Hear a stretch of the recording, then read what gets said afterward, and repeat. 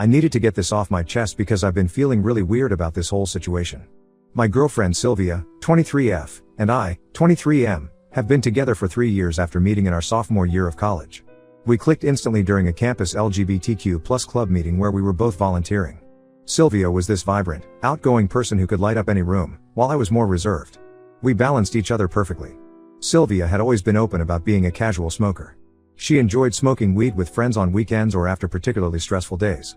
I don't smoke myself, tried it a few times in college but it wasn't for me. Still, I never had any issues with her smoking as long as she was safe about it. We moved in together last year after graduating, got jobs in the same city, and everything seemed perfect. We even started talking about marriage and our future together. Things started changing about 3 months ago when Sylvia got a new job at a marketing firm. She was excited about the work and kept talking about how great her coworkers were, especially this guy James, 25M, who was showing her the ropes. I was happy she was fitting in well at work. Sylvia had struggled with anxiety in her last job, so seeing her excited about this one made me feel good. A few weeks ago, Sylvia casually mentioned during dinner that she had smoked with James after work. It was such a throwaway comment, like she was telling me about the weather. When I asked when this happened, she said it was a couple of weeks ago. I found it weird because we usually tell each other everything about our days, from what we had for lunch to funny things that happened at work. When I asked why she never mentioned it before, she got defensive and said she didn't think it was a big deal. I tried explaining that I wasn't mad about the smoking itself but about her not telling me. She just brushed it off saying she's allowed to do things without reporting every detail to me. The thing is, Sylvia and I have always been super open with each other. We share everything. When I go out for drinks with classmates or colleagues, I always text her updates or tell her about it later, not because I have to but because I want to. It's just how our relationship has always been. So this felt really out of character. I started paying more attention after that incident and noticed some changes in her behavior. She had been staying late at work more often, saying she was hanging out with coworkers. She would come home smelling like weed but wouldn't mention smoking with anyone. Her phone was always face down now, and she had started taking it with her even just to go to the bathroom, something she never did before. Last week, I saw some messages pop up on her phone when she was in the shower. I know I shouldn't have looked, but something in my gut told me something was wrong. The messages were from James asking if she wanted to smoke again after work. What caught my eye was Sylvia's response saying she needed to come up with a better excuse this time because I was getting suspicious. Then I scrolled up a bit and my heart dropped. There were other messages where they were flirting and James was calling her cute nicknames. He had sent her heart emojis and she had responded with kissy faces. I confronted Sylvia about it when she got out of the shower and she completely flipped out. She said I invaded her privacy by looking at her messages. When I pointed out that she had been lying about smoking with James, she admitted they had been hanging out regularly after work for the past 2 months. She claimed they were just friends and I was being paranoid and controlling. She said this was exactly why she didn't tell me about smoking with him in the first place, because she knew I would overreact. The worst part came next. My best friend Amy, 24F, works at the same company in a different department. When I told her about what happened, she got really quiet. After some pushing, she finally told me that she had seen Sylvia and James being very close at work. They would always take lunch breaks together, and she had spotted them holding hands in the parking lot once. Amy didn't tell me earlier because she wasn't completely sure if something was going on and didn't want to cause problems without proof. She also mentioned that several other coworkers had commented on how close Sylvia and James seemed. I feel completely betrayed. Not just by Sylvia but also by Amy for keeping this from me. Sylvia and I had talked about marriage just a few months ago. We even picked out rings together at a local jewelry store. We had plans to get married next year and had already started looking at venues. Now I don't know what to believe anymore. Sylvia is still saying nothing happened between her and James but I can't trust her after all the lying. I packed a bag and I'm staying at my sister's place right now. Sylvia keeps calling and texting saying we need to talk and that I'm overreacting. She says I'm throwing away 3 years over nothing and that I'm being immature by not coming home to talk it out. Part of me wants to believe her but the other part knows there's more to this story that she's not telling me. The Sylvia I knew would never hide things from me or gaslight me like this. My sister thinks I should end the relationship because trust is already broken, but it's not that simple. We have a life together, a shared apartment, shared friends, even a cat we adopted together.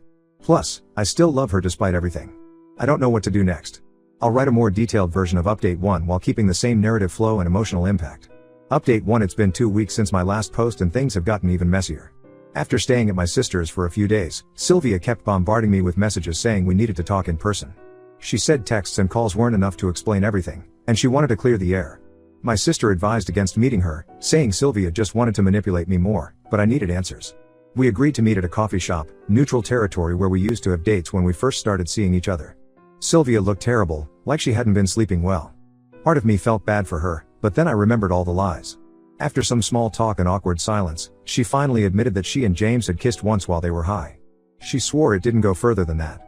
According to her, they were smoking in his car after work about a month ago, and things just happened.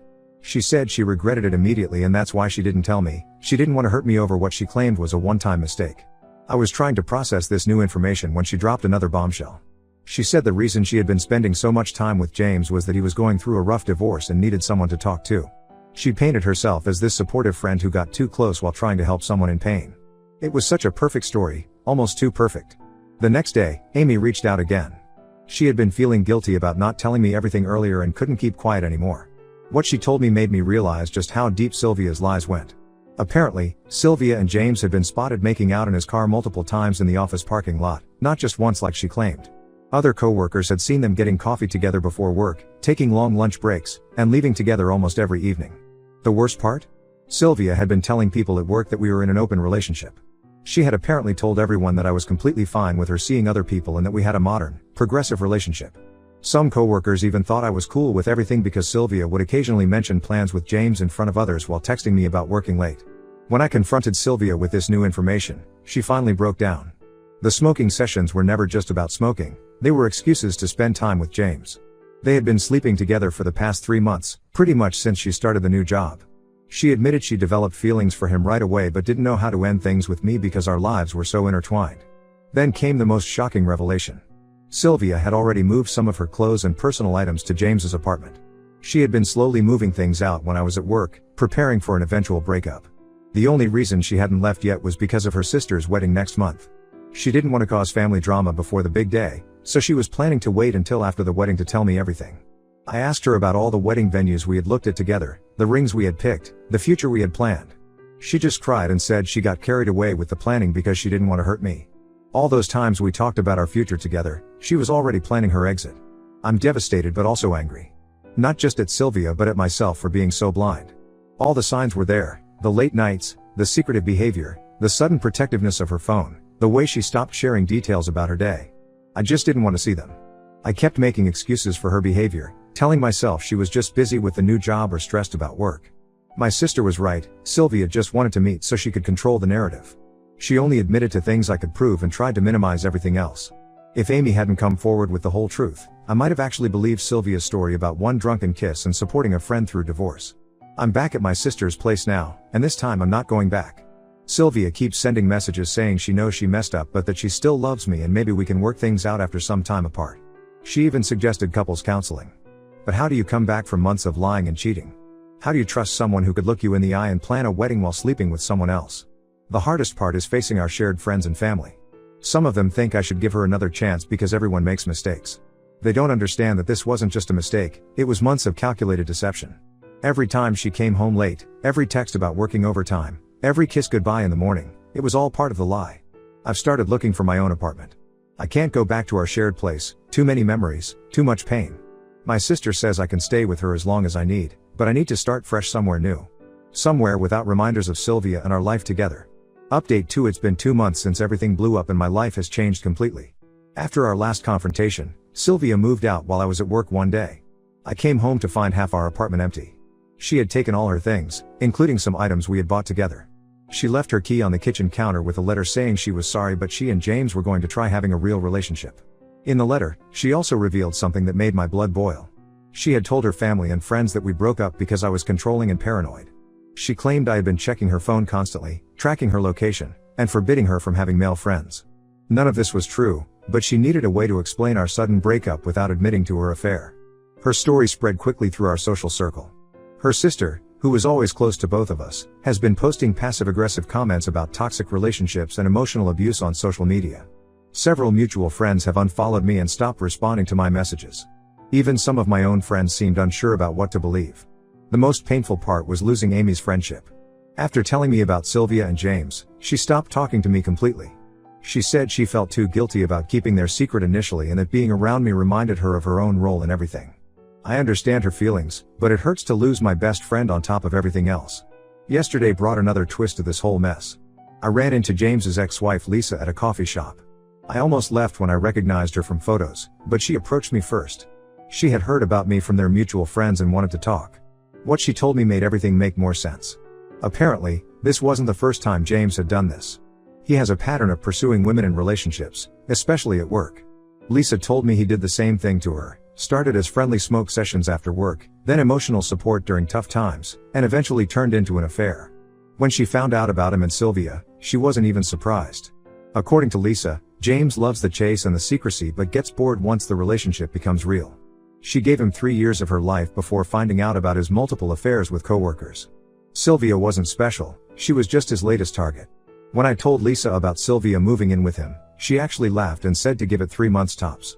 The conversation with Lisa made me realize how similar Sylvia and I were to Lisa and James. Both relationships destroyed by the same person, both of us painted as the villains in our own stories. Lisa seems to have moved on and rebuilt her life, which gives me hope that I can do the same. I've started documenting everything, screenshots of messages, emails, conversations with coworkers who knew about the affair. Not because I plan to use them, but because Sylvia's lies about me being abusive are affecting my relationships and potentially my reputation. Some of our mutual friends have already reached out to apologize after hearing other versions of the story that conflict with Sylvia's claims.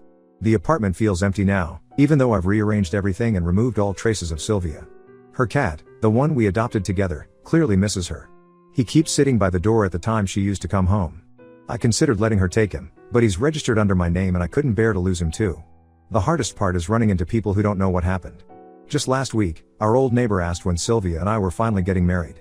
I stood there frozen, not knowing how to explain that the person they thought was perfect for me had been living a double life for months. I keep thinking about how different things might be if I hadn't seen those messages on her phone that day. Would she have gone through with her plan to wait until after her sister's wedding? Would she have kept lying to me while building a life with James? Sometimes I think finding out when I did was a blessing in disguise, even though it doesn't feel like it most days. Update 6 months have passed since my world turned upside down, and I'm finally starting to feel like myself again. A lot has happened since my last update. Sylvia and James's relationship crashed and burned exactly as Lisa predicted. They barely made it 3 months. From what I heard through mutual friends, he started pulling away and staying late at work, just like he did with his ex-wife. The irony wasn't lost on me. Sylvia tried reaching out about 2 months ago. She sent a long email apologizing for everything, the affair, the lies, and especially for spreading false stories about me being abusive. She admitted that she made up those stories to save face with her family and friends. According to her email, James had already moved on to someone else at work, and she finally understood how Lisa must have felt. I didn't respond to her email. What could I say? That I forgive her for destroying our 3-year relationship? For making me question every memory we shared? For turning our friends against me with lies? Some of our mutual friends have reached out after learning the truth, saying they should have known better than to believe her stories. I'm polite when I run into them, but I'm not interested in rebuilding those relationships. I've made some positive changes in my life.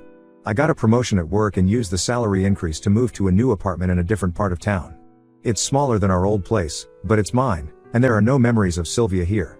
The cat adjusted well to the new space, and he finally stopped waiting by the door for her to come home. Amy reached out recently too. We met for coffee, and she broke down crying, saying she should have told me everything as soon as she noticed something was wrong between Sylvia and James. She explained that she was scared of losing her job if she got involved in workplace drama, but she regretted choosing her comfort over our friendship. We're slowly working on rebuilding our relationship, but it's different now. Trust, once broken, takes time to repair. Sylvia's sister eventually apologized for her social media posts. She had recently caught her own boyfriend cheating and realized how wrong she had been to judge me without knowing the full story. She even offered to publicly clear my name, but I declined. I'm done with the drama and public spectacles. The whole experience changed me in ways I'm still discovering.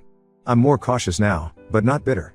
I've started dating again, casually, and I'm upfront about my boundaries and expectations. When people ask about Sylvia, I tell them the truth without emotion. She cheated, she lied, and we're better off apart. Lisa and I still meet for coffee occasionally. There's something comforting about talking to someone who truly understands what you've been through. She's engaged now to someone who respects her, and seeing her happy gives me hope for my own future. Sometimes I still get angry thinking about how Sylvia tried to destroy my reputation to cover up her own mistakes. But mostly, I'm just grateful I found out who she really was before we got married. The pain of ending a 3-year relationship is nothing compared to the pain of divorcing someone who could lie so easily. I don't know what the future holds, but for the first time in months, I'm excited to find out. My life isn't perfect, but it's mine, and that's enough for now.